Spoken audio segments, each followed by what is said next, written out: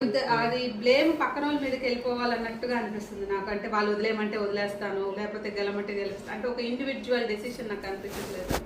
Plus ఇంకా మన soldier Pawan గురించి వస్తే ఆయన ఇంకా ఇన్నోసెన్స్ ఉంది, అంటే స్ట్రాంగ్గా ఉండాలి, తన డెసిషన్ మీద తను స్టాండ్ అయి ఉండాలి.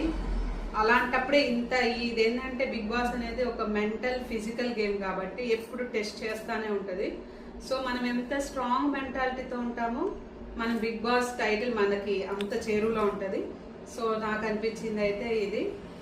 ఈరోజు ఇంకా కల్కి గారు ఆట అంటే తను బాగా ఆడారు, నిజంగానే అప్రిషియేట్ చేయాలి. ఎందుకంటే అంతసేపు ఒక సింగిల్ ఫింగర్ మీద మనము కుండ నిలబెట్టడం అంటే అది చిన్న విషయం కాదు.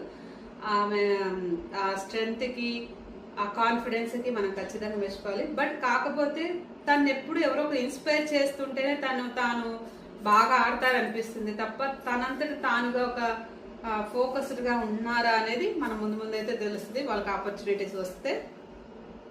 సో ప్రస్తుతానికైతే ఇది నా రివ్యూ.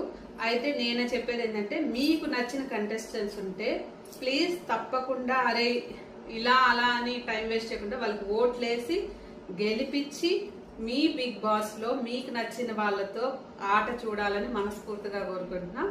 మీకు కనుక ఈ రివ్యూ నచ్చి ఉంటే ప్లీజ్ షేర్, సబ్స్క్రైబ్, ప్లీజ్ ఒక్క లైక్ అయితే కొట్టండి. ఎందుకంటే తెలుస్తుంది నాకు అసలు నేను ఏం చేస్తున్నానో చేయట్లేదని. నచ్చకపోయినా పెట్టండి డిస్లైక్ ప్లీజ్.